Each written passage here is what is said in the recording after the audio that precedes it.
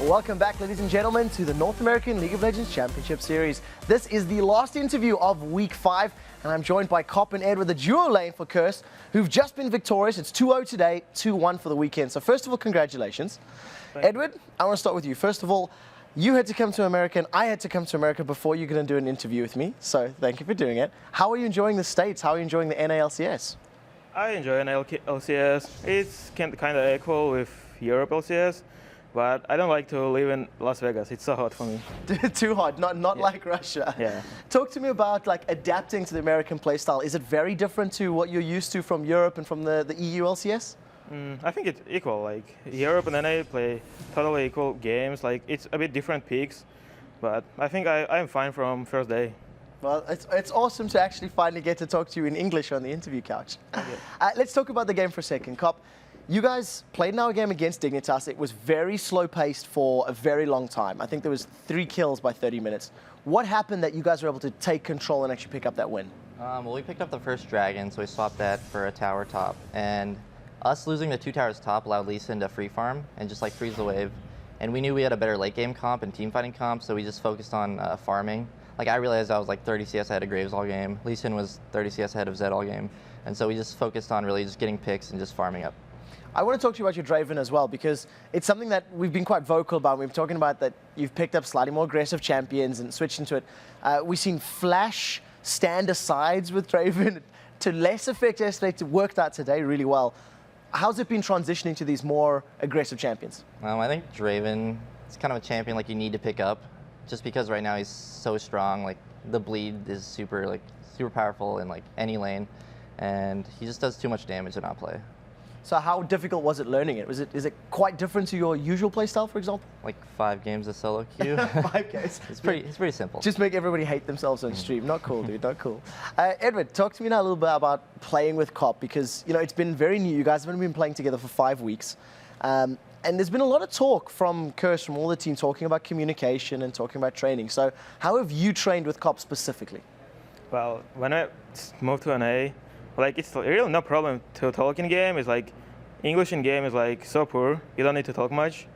But the first weeks I was laughing to Cop plays sometimes. But now it's fine. He makes good calls, good plays. I like it. Oh, that's awesome. How much of an impact do you guys have in the lane? Who's driving? Who makes the calls? Who says, let's go, let's fight, for example, Cop? Probably Edward. He usually plays either Thresh or Leona, and he's I'm going to go on him, and I just follow him up. Over on this side, you haven't been able to play as much Thresh as maybe you'd like to. Are you starting to learn any other champions at all, or are you just still sticking to Thresh and Sona? Well, I don't think my Thresh is good now. I missed every hook. I have no idea. Well, at least you're able to still pick up a win, when you do play him every now and again. I'm trying to pick up Nami, but it's too hard for me. I'm trying to kill, but I'm dying all the time. You can't kill secure with Nami. Yeah. All right, so talk to me about the team right now. Curse is currently 6 wins, 9 losses. With the victory you've just picked up against Dignitas, they're now 7 and 8. So you guys are about 3 or 4 games away from catching up. In terms of your head-to-head record, you're 2-0 against them. So how do you prepare for the rest of the split, still planning to make playoffs? Just aim for wins. If we just pick up our game, I feel like we're going to be a lot stronger now, just because we had a pretty big meeting last night and we learned what we had to do to win. And so if we just focus on that, I think we can easily take top 3, just because everyone's so close right now. Talk to me really quickly. When you say learn what you have to do to win, what do you mean by that? Are you talking team dynamics? Are you talking in-game decisions? Give us a little more insight. Basically just trusting the shot caller and going with any plan that he calls. Okay, so trusting the shot caller. Edward, what's it like, in terms of the team dynamic in Curse in comparison to Gambit, for example? Is it very different with in-game shot calling, with management of, say, the in-game decision-making? When I play Gambit, the shot caller is almost jungler, right? He makes a decision where he will go, push or def the lane when 1v2. If you ask Diamond to come and push lane, and he think he have to go and help another guy, he will do what he wants, not what we ask him. But if I ask Zane to come, he'll come, and he don't ask me.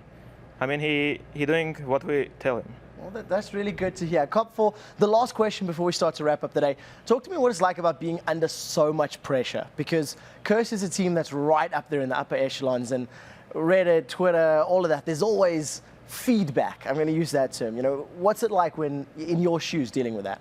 Yeah, I got like a lot of hate recently, like the first 3 weeks, because I was kind of underperforming. And I just try best to ignore it and just read Twitter for like the fans that actually support me. And well, it's really helpful. It's really great to see both you guys actually talking about these things with smiles on your faces, because it is a difficult thing. So thank you so much for taking the time to talk to us. 2-1 on the weekend. Congratulations, guys. Thank you. We're going to slowly start wrapping up. Going to throw this over to Jat at Replay Central in just a moment. Kobe at Replay Central. See, I've been affected. Jat has got on my mind. So we're going to break down some of the plays for the last 3 games. Kobe, take it away. Who is it? Oh, is it Riv? Is it Jat? It's Kobe. I'm here to bring you guys some nice play breakdowns. This is back from the very memorable CLG versus TSM game. They're all pretty memorable, but this one was very exciting. The first play that we're going to have is some exceptional TSM play. And this is a really nice one that was brought out all about by Reginald TF, actually. They initially pinged Dyrus to come down from the top lane and join this fight. Reggie's going to be the one that baits the rest of CLG to stick around so TSM can get this 4 vs 5 advantage. All right, let's roll this clip at 50% speed to see this TF teleport in by Reggie. And just watch the timing that it takes for him to pop that Zanya's. Pause it here. Now, the split-second timing that he used, he got off the gold card already, but he was also able to dodge that shockwave that was started by Link just before he came in, and the Arcane Barrage from Doublelift, and the Death Sentence from Chowster. So that is 3 giant cooldowns that are down for CLG at this point. Let's actually rewind this in slow-mo and take a look at the timing. Reginald just barely gets his Zanyas off before that shockwave displacement. So pause it here. Now we're gonna run the rest of this clip forward at slow-mo again, and we'll see how TSM can take advantage of all 3 of these giant cooldowns that just all went whizzing right by Reginald. And they re-engage on this just in time for Dyrus to come in from the side. The initial call earlier for him to join the fight was made as well by Reggie, and now, pause it here. Dyrus has already gotten to the fight, so he can go for the closest target that is Chowster. That's an easy target. He can just stun him up and they'll take 1 kill on the support. But instead, he decides to flash over and follow Link. You can watch how this is a perfect placement for the team fight that sets up Xpecial for an amazing wild growth to get 4 members knocked up. Now we'll roll the rest of this at full speed. Here goes in Dyrus, and he flashes over to get Link. So they stun the high priority target and get the knockup on Thor, which splits CLG and allows them to answer back with a turret. So that not only do they get that kill, but they also get the turret kill there. Really nice job from TSM. But then, later in the game, CLG is going to play around another teleport in from TF, and they're actually going to turn this one. So Reggie's going to start this one off, going for Nian Tanso up here, this Aurelia, and we'll see how he actually catches her. Let's roll this clip. So TF, again, going to teleport in. Looks good. They've got 4 people here. But pause it there. They just used all of their crowd control on Nian, and Aurelia is a champion that gains reduction in crowd control depending on the nearby champions. So with 3 nearby champions, she's got a 40% reduced crowd control durations, and he's going to be able to even get out of this one because he's built full tank here as well. All right, now let's roll the rest of this clip. Nian takes everything that TSM has to throw at him. That's 5 members, and he gets out on the Dark Passage. Now with him low, TSM think that they can get this one, but look at the re-engage. Pause here. We just had Big Fat LP not hesitating to go in with the Paranoia, and they've actually split the team off. So now it's the odd one who's sectioned out from his whole team, and CLG are going to make use of this tower. Even though Nian is so low in the team fight, they can actually turn this one around because of the positioning. Now let's continue to roll this clip, and we'll see how TSM get baited in past this turret, and CLG use it so well. Nian does a great job once again baiting, and now Dyrus is soloed off. They get to focus their damage. Even though the numbers were equal, focus damage on Dyrus takes him down. And now, since Reginald is out of position, he's been compromised because you can't run away from a double buff blue build Ezreal, he has that Iceborne Gauntlet, and he will continue the chase until the ends of the earth. Wild Turtle and Xpecial do a thing here where they're trying to port out in the sneaky bush, but hide and go seek fails them once again. Doublelift is going to find him and finally hits with 2 more, so that ends up as an ace for CLG. Great job by them playing around the turret, even though one of their members was taken out very early by all the damage and the catch from TF, they turned that one around into an ace. That's all we have for today, and we're going to send it back over to the guys at the desk.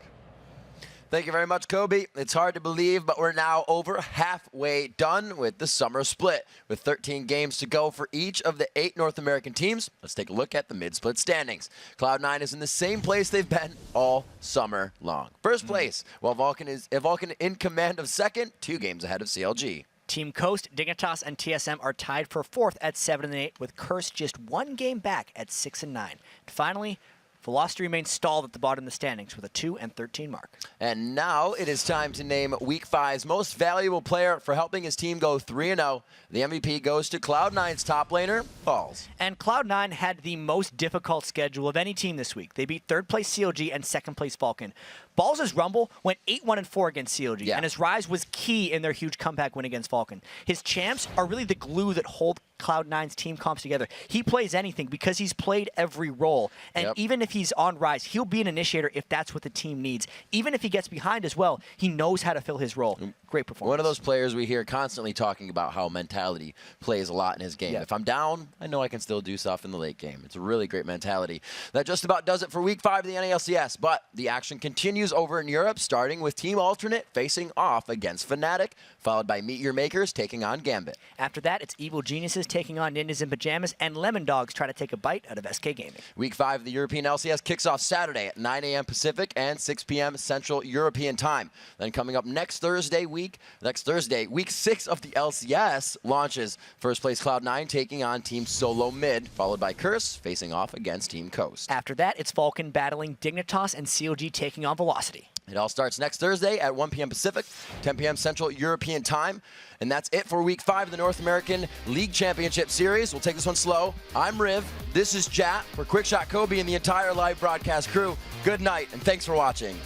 Where'd Freak go?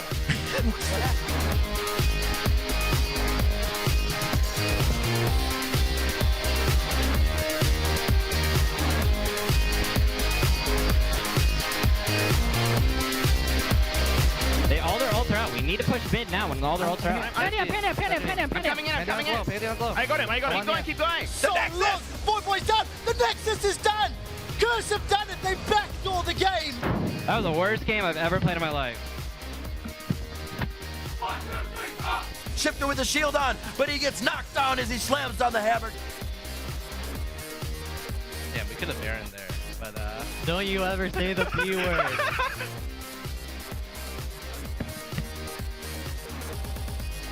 Nien is wreaking havoc on the back line. He's no longer killable, and it's going to be Team Solomon going down.